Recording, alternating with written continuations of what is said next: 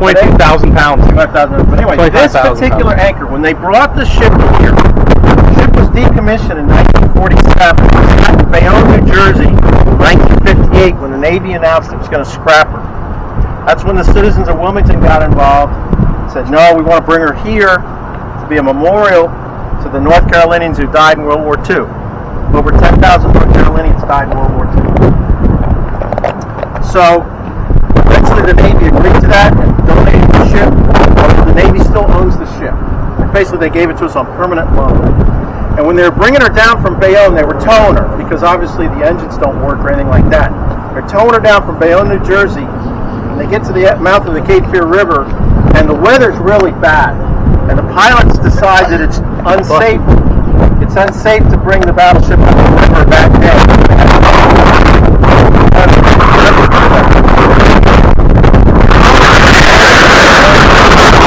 Got too much weight. The wind is blowing. The tugs can't hold her. So they decide to lower the anchor. The ship. Now come on. What's the problem? They can't get back up. They have no power. That's right. So what do? They cut the chain, and they left that anchor on the ocean floor for about 20 years. Nice. And the Coast Guard, our buddies in the Coast Guard, were out there picking some other stuff up, and they said, hey, we got your anchor. We brought it here, craned aboard the ship. And that is that anchor. Wow. 25,000 pounds. All right, this one. And there's two of them. There were three, but they said, nah, screw that. You have to do a lot of walking tonight. Wait, yeah, that's 25,000 pounds. I'm getting hungry. So I have a question about what's that one Already? during the beach in Normandy where the ship teetered its starboard side to shoot farther? Yeah. Would this ever do that? That's a little bit of a myth. Okay. That they made up for Hollywood. Nice. But in theory it would work, because the battleship in question, I believe, was the Nevada. I think so, yeah. And her guns would only elevate so far. And if you can't elevate any higher, then you can't shoot any further. Right. Than whatever the geometry of that is. Right. So they were but they only needed a little more. So they basically they flooded some tanks on one side so that the ship was listing, right, and allowed the barrels to point a little higher. They could get it a little further. I would never think that if I'm an admiral of this boat, they're like, oh yeah, let's just sink some of it to shoot farther. It makes sense, but well, and the beneficiary of that were Army troops. Oh well, Because Normandy was all Army. yeah. No Marines. No big deal, right? Well, no Marines at Normandy is my point. They weren't supporting the Marines; they were supporting the Army.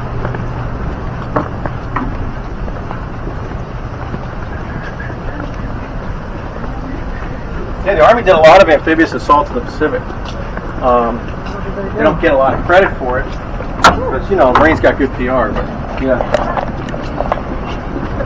We know. I mean, the big ones were Saipan and Okinawa. Right. So how many people in total were on a boat at one given time? Well, on this ship, about 2,000, which is a rough number. Yeah, about 2,000 there. Now remember, it's running 24/7. Right. So at any given point in time, I mean, in the middle of the night, there's a third of the crew on duty. Oh, okay. You know, at station.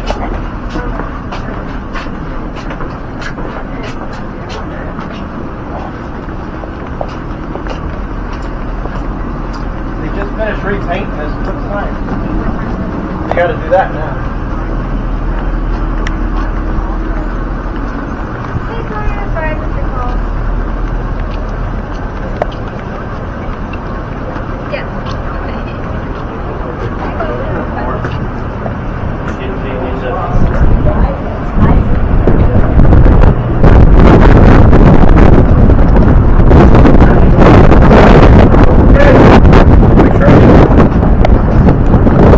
Claustrophobic, seriously? Nah, it won't be that bad. We're about to find out. Yeah, we're about to find out. We're about to find out. I just imagine going in this and like this being the mechanic. You know what I mean? I I swear, if your camera or sensor thing goes off, I'm out. Oh my God. I'm about to turn it on since we're inside. Huh, Billy? Yeah. You can't get that. We have put Daryl on our bus, but he's in the other thing. Oh, yeah. And see, right now they have power running. I don't know. I think. So.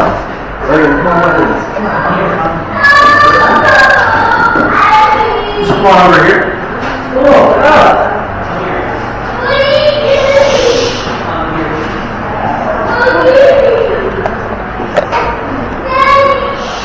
So this room is dedicated to the crew members.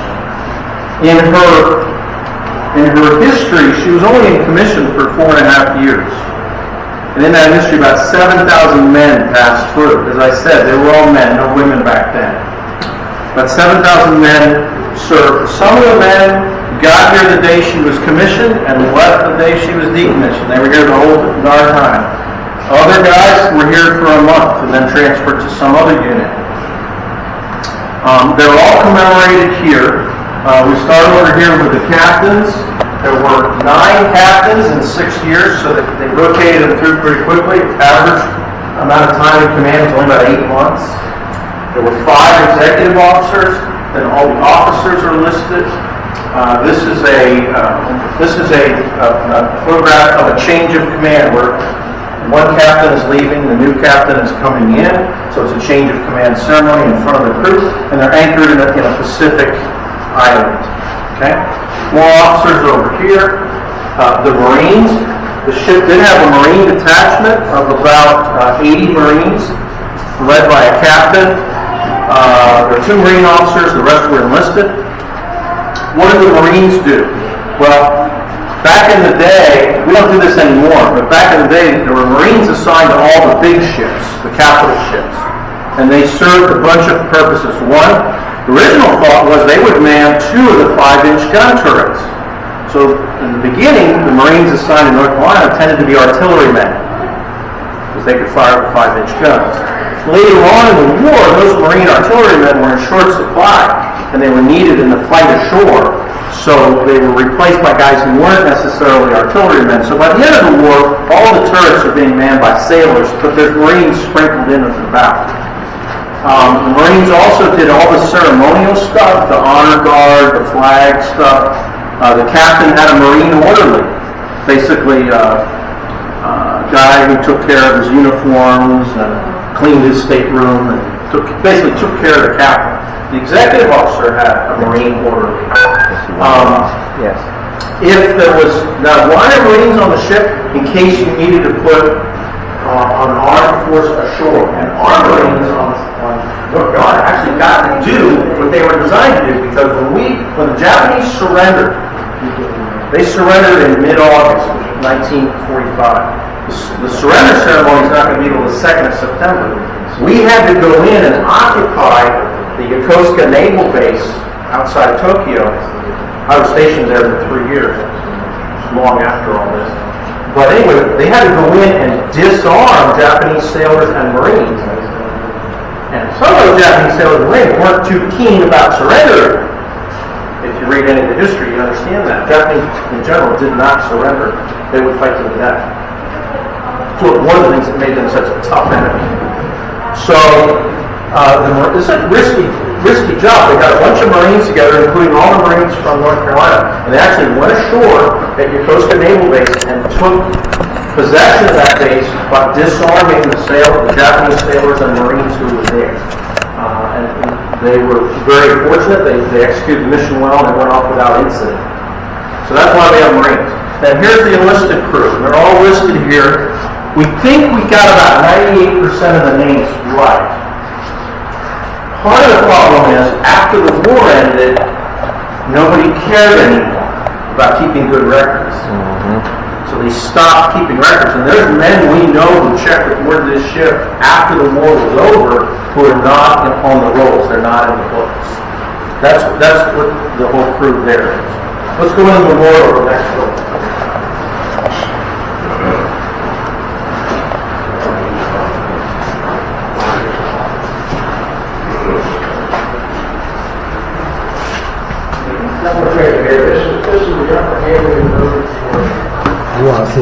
don't you?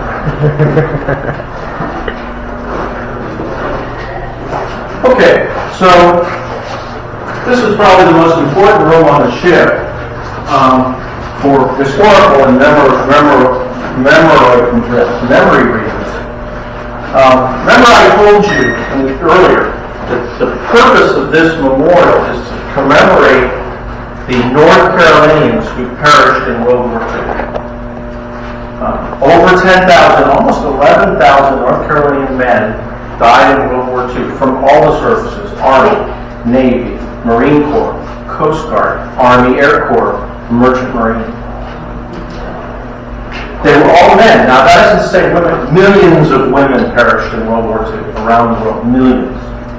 No American women in uniform from the state of North Carolina perished in World War II. So those 10,000 men are all listed here. And this is the reason we're here, is to commemorate them and remember them. And they're listed by county. North Carolina has 100 counties. And there are men from each of the 100 counties on this wall. So, if you're from Greene County, you can look at the men from Greene County who perished in World War II. And this list is about 99% accurate. We might be missing one or two, but it's pretty good. Now, in addition to that, we have a Battleship Crew Association. These are the surviving crew members. Remember I told you 7,000 men served on this ship? 15 are still alive. The youngest is 91 years old. Wow. How is the oldest? Don't know. Don't know. Don't know. Good question. I don't know. The youngest is 91 years old, and he joined the ship in 1946 after the war was over by running away from home and lying about his age. He was only 15 years old when he joined the Navy. Wow. And by the way, side story, he's not the youngest guy to do that. There was a sailor on the battleship South Dakota who was 12 years old. Now, he looked older. He ran away from home, lied about his age. He's serving on the South Dakota. He's involved in the battleship night action. Same one I talked about where they blew the airplane over the side. He performs heroically. He's wounded, and he gets several medals. Then they find out that he's only 14, or by then 13 or 14 years old. So the Navy basically took his medals and kicked him out because it's a fraudulent enlistment. You guys know what a fraudulent enlistment is. It's a serious offense, right? And he and his family fought for years to get his medals reinstated. And eventually he had passed away, but his family did get to keep his medals. So that's a good thing. But anyway, I digress. In this Battleship Crew Association, we have the 15 surviving guys, plus their descendants, their children, their grandchildren, their great-great-grandchildren. And they come here every year, not all of them, but a lot of them come here every year, and we just had it 2 weeks ago. We had one surviving crew member. Some of these guys can't travel, they're pretty old. One surviving crew member came, and a whole bunch of other people. Now, the Battleship Crew Association felt that there were 10 men missing from this room. The 10 men listed on this plaque. These 10 men died in combat on this ship in World War II, but they're not from North Carolina. So that's why they're not on the wall. But the Crew Association said those guys earned the right to be in here. And that's why they created this plaque. And here they are. There's George Conlon, the first one I told you about. There's Seaman Albert Geary, right there, who was blown over the side in a torpedo attack. We also lost 3 men to friendly fire. We were under kamikaze attack, and there was an American destroyer off our port quarter, that's out there in the parking lot. He was shooting at the kamikaze, and he hit us. Killed 3 of our guys. That same day, we were recovering a kingfisher. Remember I told you we hoisted out of the water with that crane? Well, it fell off the crane. Landed in the water, flipped over, and the crewman drowned. Now that's a combat loss because the ship was under kamikaze attack at the time. That's Petty Officer Eldon Means, right here. So that's why these men are here. So that's pretty much the end of my tour. I'll leave you with one thought. We do this to keep the memory alive. They don't teach this stuff in school, do they? Right? We're here to keep the memory alive. I believe that the men here who perished in World War II. If you think about it, they lost 2 lives. They were all young. They were your age or younger. They lost 2 lives. They lost the life they were living, and they lost the life they might become. How many doctors?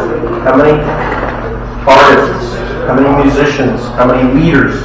How many really people who really contribute to society died? Maybe the guy who was going to cure cancer died in World War II. So think about that. And I think, I'm not talking politics now, but I believe we live in the greatest, most just, most prosperous, and happiest country, not in the world, in the history of the world. Do we have our issues? Of course we do. We're going to solve them. But we live in a wonderful place, and we do so because of these guys. We certainly owe them a great debt for what we enjoy, standard of living we enjoy, quality of life we enjoy. And I think it's very important that we remember, and that's why I do this. But remembering them isn't enough. It's required, but it's not enough. I think to really honor them, we should all try to be the best people we can be so that they didn't die in vain. Think about that. Any final questions for me? Yes, sir. What's the red light for? The red light would be to protect your night vision. So if it were dark, this red light would be on and you could see, but it would I thought it was for like the soldiers or something. No, somebody put a red cover on it. That's nothing to do with anything. Okay, it's hot and humid in here. You're walking the water around, but you're basically up. You don't have to leave, but I do. Okay. And you're welcome to do whatever you want. Wander around, go someplace that I pass by real quickly, or go your own way. Yes, sir. Pleasure to meet you all.